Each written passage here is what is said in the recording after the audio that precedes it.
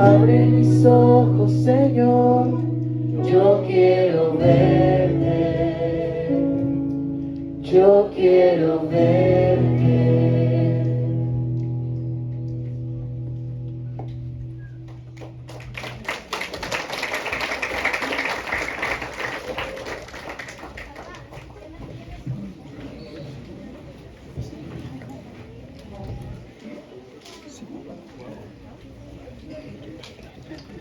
Buenos días, hermanos y hermanas. Yo quiero verte, es lo que muchas veces uno dice cuando está pasando por momentos donde lo único que quiere ver es a Dios actuando en la vida de uno y en favor de uno. Y siguiendo lo mismo, el mismo ánimo de ver a Dios, vamos a leer y reflexionar hoy día sobre el Salmo número 11.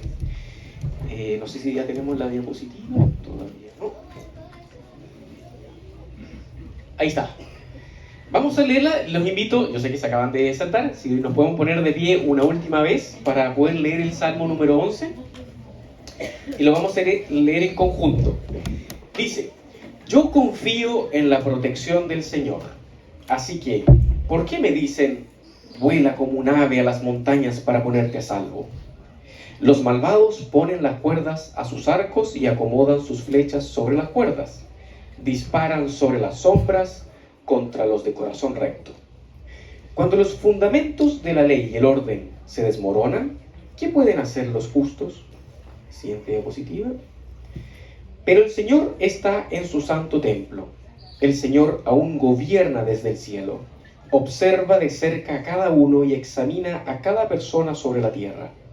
El Señor examina tanto a los justos como a los malvados y aborrece a los que aman la violencia. Hará llover carbones encendidos y azufre ardiente sobre los malvados, y los castigará con vientos abrasadores. Pues el Señor es justo y ama la justicia. Los íntegros verán su rostro. Padre Santo, te damos muchas gracias por este nuevo día, Señor. Sabemos que tanto el sol como la lluvia, Señor, que tú envías a la tierra, bendicen tanto a hombres como a mujeres, y tanto a buenos como a malos, tanto a esclavos como a libres, Señor, tanto a los que te temen como a los que te aborrecen. Tú, Señor, extiendes tu misericordia a todos e incluso satisfaces a los que aman y tienen sed de tu justicia. Padre, gracias por estos misterios increíbles que tú extiendes delante de nosotros. Guárdanos, Señor, y cuídanos en todo momento. Te lo pedimos en el nombre de Jesús, Señor, y te pido para que tú guardes mi lengua, mi boca, Señor, mi corazón, para poder serte fiel en cada aspecto, Señor, de esta enseñanza a tu palabra. Te lo pido, Señor, en el nombre de Jesús. Amén. El salmo es un salmo corto. Sabemos que hay salmos bastante largos. Este no es uno de ellos. Este es uno bastante cortito. Son apenas 7 versículos que ya pudimos leer. Y comienza con un título. Si podemos ver en nuestras Biblias, yo creo que en cada una de las versiones que ustedes tengan, aparece un título que es bastante corto. Dice Salmo de David.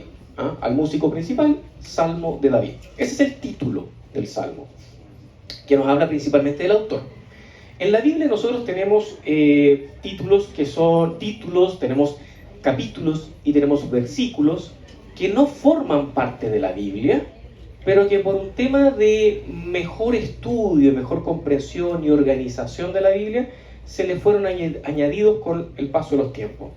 Hay fuertes razones para creer que este título del que tienen los salmos sí formaron parte del texto original y los hemos conservado hasta el día de hoy. Por lo tanto, podemos tener plena seguridad de que este sí es un salmo de David, lo cual nos dice mucho. Y es un contexto que no hay que pasar por alto a la hora de leer y estudiar y analizar y reflexionar este salmo. ¿Quién era David? Sabemos que David, la Biblia nos dice que David era un hombre conforme al corazón de Dios. Esto se señala tanto en el Antiguo Testamento como también en el Nuevo Testamento.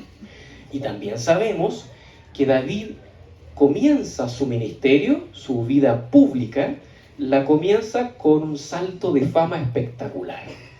pasó de ser un desconocido pastor de ovejas a ser un héroe en un momento en que nadie quería asumir actos de heroísmo, donde nadie quería asumir desafíos, enfrentarse al gigante Goliat con una sentencia de muerte prácticamente segura. David confía en Dios y en el poder de Dios derrota al gigante David. De ahí en adelante, David nunca volvió a ser el mismo. O sea, un personaje que se volvió héroe del pueblo de Israel e inmediatamente comenzó su huida. David tuvo un comienzo bien agitado, un salto de fama inesperado, fabuloso, heroico. Luego es seguido de la más triste de las huidas de su propia tierra y de su propia gente. Los únicos que estuvieron con él corriendo de cueva en cueva fueron algunos endeudados y algunas otras personas que eran lo último de la sociedad en esa época.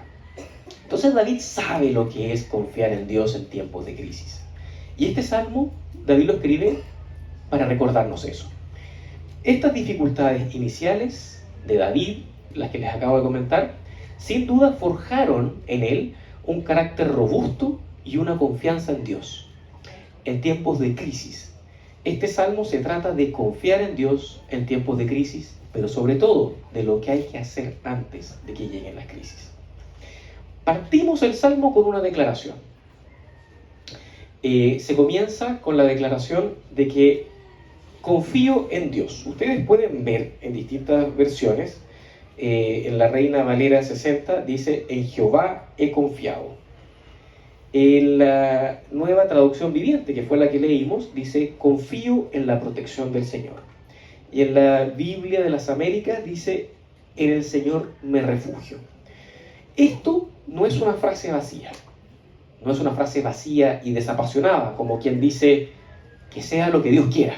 Típico que cuando uno se encuentra en situaciones un poco conflictivas y no sabe para dónde ir, uno dice: ok, que sea lo que Dios quiera. Una frase sin mucha convicción, sin mucha pasión, pero que es muy frecuente y la dicen tanto quienes confían como quienes no confían en Dios. Por otro lado, tampoco es un amuleto, como quienes algunos, como por ejemplo cuando algunas personas señalan: no va a pasar nada malo, porque Dios es bueno y Dios nos protege. Eso muchas veces es como una frase amuleto que, por decirlo, uno piensa que va a haber una protección sobrenatural. Puede haberla, puede no haberla, pero muchas veces se utiliza como un amuleto, o como se dice en inglés, un wishful thinking. Sin embargo, además de ser una poderosa declaración de fe, como parte del Salmo, es una respuesta. Es una respuesta a lo que viene después. Esta declaración es una respuesta potente. Este salmo parte con una respuesta frente a un consejo. Y los versículos siguientes son un consejo, o el mismo versículo creo que es. Este salmo comienza con una declaración de fe que al mismo tiempo es una respuesta poderosa de David, que no es ni una frase vacía ni un amuleto. La respuesta es anterior al problema. Ojo con esto, fíjense en la estructura del salmo. La respuesta es anterior al surgimiento del problema. La estructura sería esta. La estructura normal en la vida es: surge un problema, llegan personas a dar consejos y luego uno responde a esos consejos y al problema. Este salmo está redactado a la inversa. Surge la respuesta primero como una potente declaración de fe, luego leemos los consejos que alguien le está dando a David y luego vemos cuál es el problema y por qué se le están dando estos consejos a David. ¿Cuál es el problema? Antes de ir al problema, esta inversión, esta estructura invertida de la respuesta nos hace recordar, y es importante que ustedes lo sepan, que muchas veces Dios responde, envía su respuesta antes de que surjan los problemas. Tal vez no le ha surgido a usted o no le ha ocurrido que algunas veces usted recibe una respuesta o una bendición, dinero inesperado, por ejemplo, Y justo 2 días después del dinero inesperado, llega la necesidad de utilizar ese dinero. Algunas veces Dios responde antes de tiempo, ¿ok? Este salmo tiene esa estructura. Tiene la estructura de que algunas veces la respuesta potente en fe, en convicción, viene antes del problema. ¿Cuál es el problema en este caso? Tenemos un problema doble. El primer problema, que está en los versículos 2 y 3, es algún tipo de crisis muy grave. ¿Ya? En los versículos 2 y 3 se describe un tipo de colapso o tragedia en la que los malvados atacan y dañan a los íntegros y a los justos de forma impune. ¿Okay? Hacen lo que quieren los malos y los buenos no tienen a quién recurrir. Frente a esa situación se da un consejo. Este es el primer problema, o sea, algún tipo de colapso, de crisis, de tragedia, ya sea nacional o personal en su vida, ha ocurrido. Es un problema real, David no lo niega.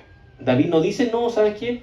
Este problema que me están dando un consejo, este problema en realidad no es así, no es que vaya a pasar algo malo, en realidad mírenlo de este otro lado, en realidad es algo positivo. No. David no hace eso, no evita la gravedad del problema. Sí, hay un problema real, ¿okay? Que dice, se los voy a leer en el versículo 3, ustedes lo pueden leer en su Biblia, dice, cuando los fundamentos de la ley y del orden se desmoronan, ¿qué pueden hacer los justos?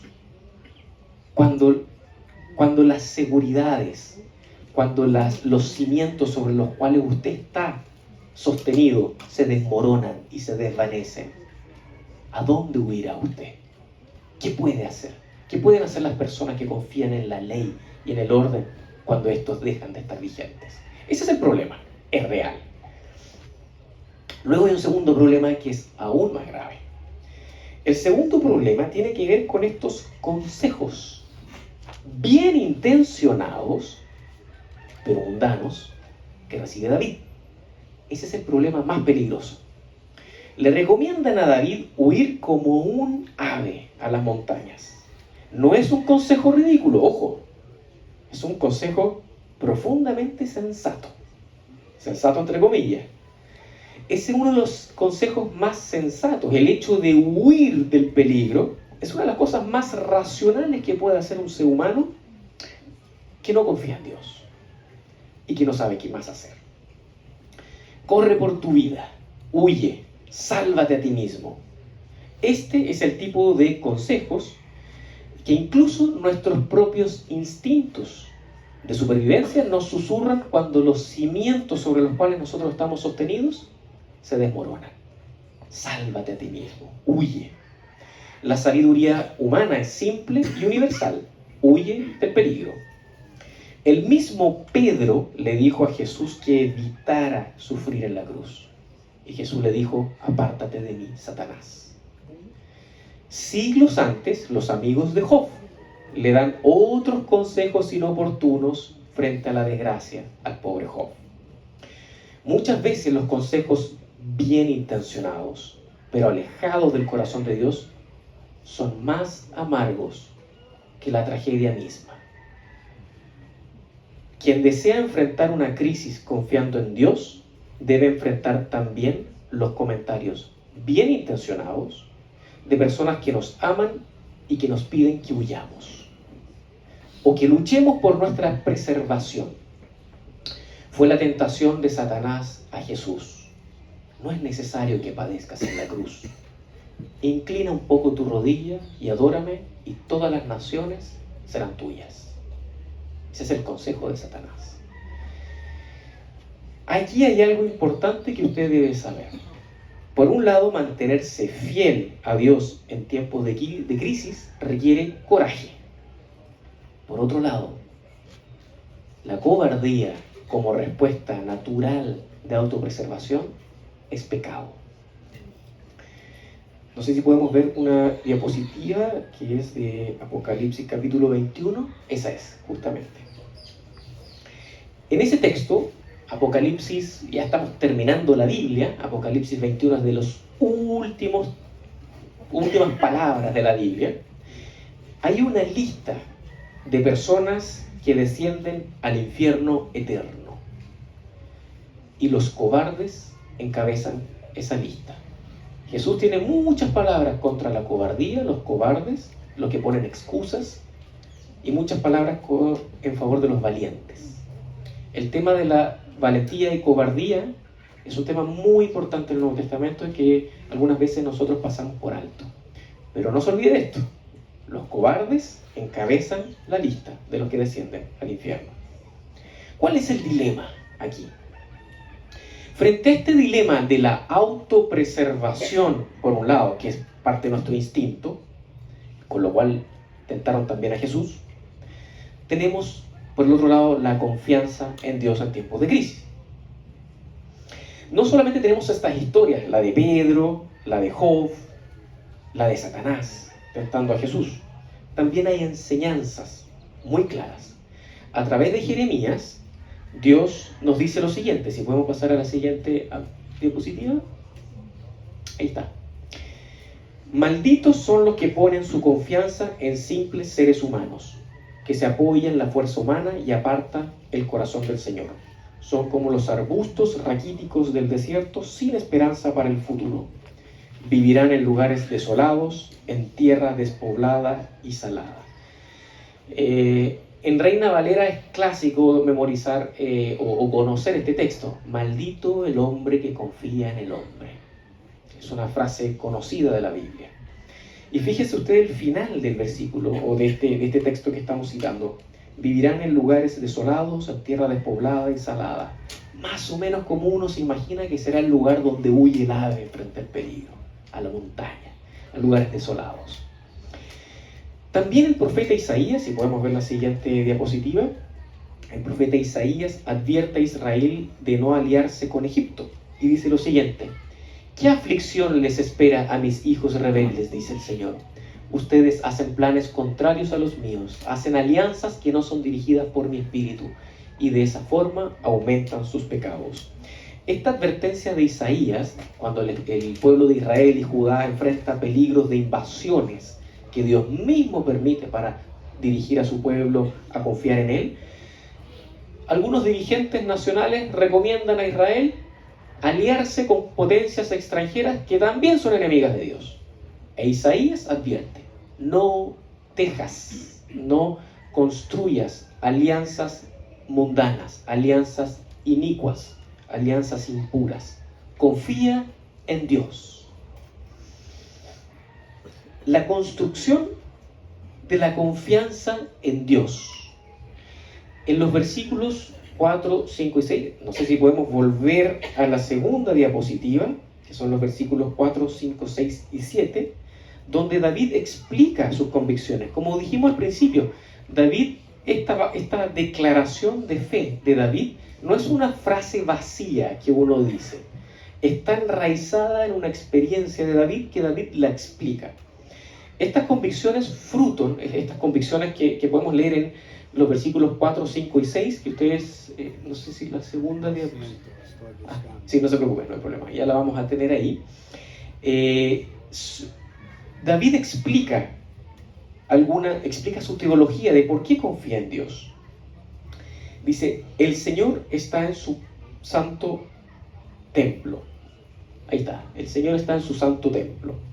El Señor aún gobierna desde el cielo, observa de cerca a cada uno y examina a cada persona sobre la tierra. David lo que está haciendo es explicando de por qué confía en Dios, por qué debo huir. Aunque la ley y el orden se desmoronen, aunque la sociedad colapse o aunque mi situación familiar corra riesgo, ¿por qué debo huir como un ave que no tiene Dios o que no cree en Dios? David explica: confío en la protección de Dios, confío en Dios porque Él aún gobierna. Aunque los malvados aplasten y destruyan a los justos y a los rectos, Dios está mirando cada cosa. La construcción de la confianza de David y la construcción de la confianza que a nosotros nos servirá en tiempos de crisis, esa construcción se hace antes de la crisis. Esto es importante y nos recuerda esta estructura invertida que comienza el Salmo. La declaración es antes del problema. Tenemos, y aquí me estoy adelantando a la conclusión, tenemos que construir nuestra declaración de fe antes de necesitarla en tiempos de crisis. Porque para David, esa construcción de fe, esa construcción de la confianza en fe, fue fruto de años de caminar con Dios. Antes de la crisis debemos prepararnos. Esta es una de las enseñanzas universales de la parábola de las 10 vírgenes. ¿Se acuerdan la parábola de las 10 vírgenes? 5 vírgenes insensatas no tenían aceite suficiente. 5 vírgenes sensatas sí tenían aceite suficiente. Todas se duermen. Pero cuando llega la situación que estaban esperando, que era el novio, la segunda venida de Jesucristo, muchos interpretaremos, solo 5 tenían aceite suficiente para ese momento. La preparación viene antes. Cuando llega el momento, ya es tarde. Antes de que colapsen las seguridades humanas, debemos fortalecer nuestra relación con Dios para que nuestra confianza hacia Él brote de forma natural. Confiamos en Dios porque sabemos que gobierna. Y sabemos que gobierna y hace justicia porque hemos caminado con Él. Lo conocemos. No podremos confiar en Dios en los tiempos de crisis si es que no caminamos con Dios antes. La búsqueda de la respuesta se hace antes de necesitar esas respuestas. La fidelidad de David en tiempos difíciles se construyó con años caminando con Dios. Construyamos, y vuelvo a insistir, construyamos nuestra declaración de fe como lo hizo David, enraizado en una vida de fidelidad y confianza en Dios.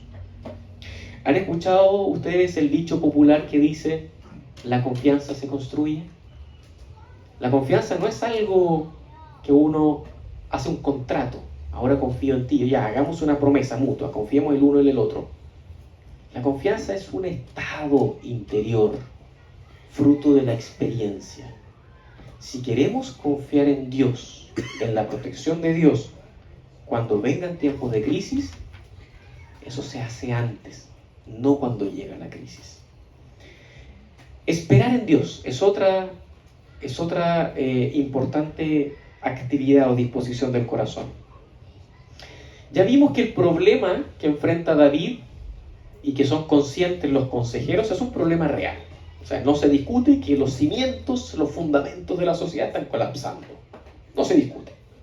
Cuando se desmoronan los fundamentos y los cimientos sobre los cuales la sociedad o nuestra vida se sostienen, la esperanza de los rectos desaparece. Eso es lo que dice el versículo 3. ¿En quién confiarán los justos cuando la ley y el orden desaparecen?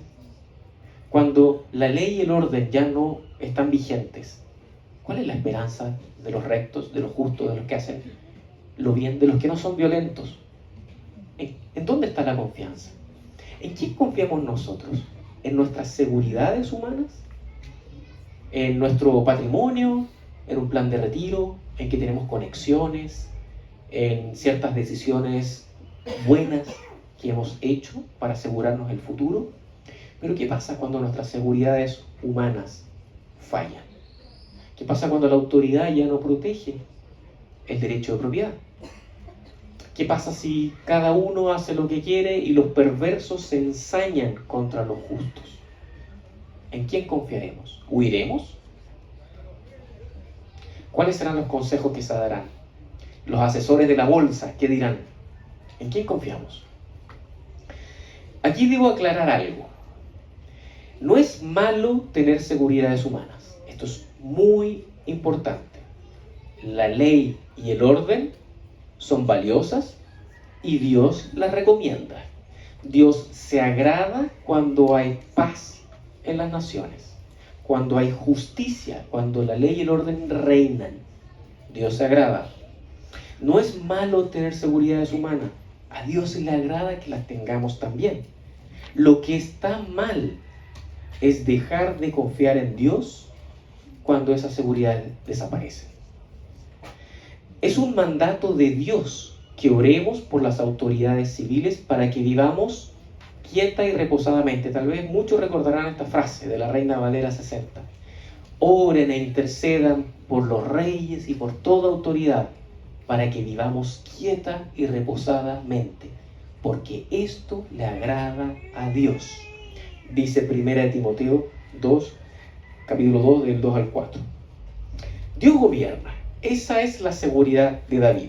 Esa es la confianza de David. No es una frase a la ligera que alguien utiliza como un amuleto de confío en Dios. No.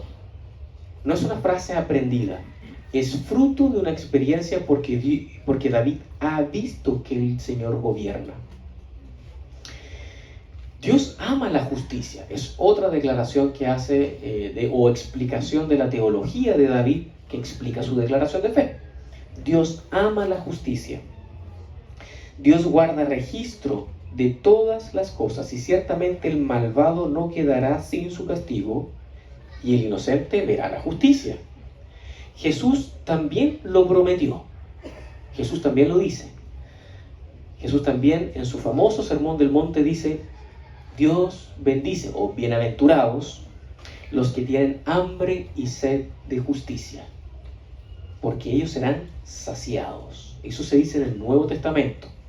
Quienes tienen hambre y sed de justicia serán saciados. Por lo tanto, es bueno esperar en Dios. Es justo esperar en Dios. Es razonable esperar en Dios y confiar en Dios. No es un buen deseo del corazón esperar en Dios. Es algo cierto. David tiene la misma confianza que Jesús nos pide a nosotros que tengamos. Dios no se ha olvidado de quienes sufren injustamente. Y vale la pena confiar y esperar en que Dios pagará a cada uno conforme a sus obras. La confianza en tiempos de crisis es tal vez la más difícil de todas. Cuando Jesús nos recomienda y nos dice que no tengamos la ansiedad de qué vamos a vestir, qué vamos a comer, sino que Dios nos da nuestro sustento y podemos confiar en que Dios nos sostiene. Cuando está en juego nuestra subsistencia, cuando lo podemos ver cuando hay huracanes y la gente corre a los supermercados y arrasa con la mercadería, con la despensa, podemos ver que hay momentos en los cuales legítimamente uno puede decir: tengo que asegurarme. Es parte del instinto, es parte de la naturaleza humana, la autopreservación. Y en esos momentos de crisis donde nuestra preservación corre mayor riesgo, es donde la confianza en Dios se vuelve más necesaria. No quiere decir que no nos preparemos. Yo me preparo, en casa siempre me preparo. Pero cuando haya momentos de crisis, no dejemos de confiar en Dios. Cuando todo colapsa, nuestro instinto de supervivencia vuelca toda nuestra atención en busca de sustento. Dios nos dice que sigamos el ejemplo de David, que aunque todo colapse, confiamos en Dios. Aquí hay algo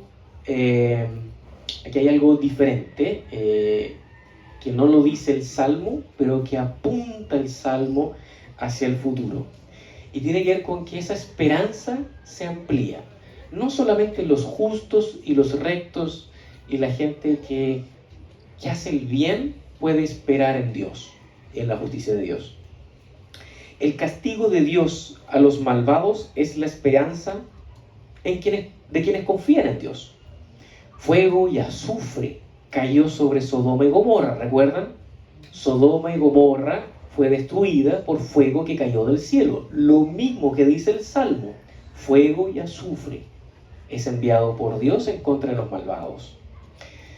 Unos siglos después, 2 discípulos de Jesús piden que caiga fuego del cielo y arrase con algunas ciudades que no quisieron creer en el Evangelio. Y Jesús los detiene y les muestra: es tiempo de la misericordia. Y Dios extiende misericordia no solamente en favor de los justos y de los buenos y de los rectos y de los íntegros. Dios también extiende su misericordia a los malvados. La obra de Jesucristo en la cruz no la puede igualar nadie.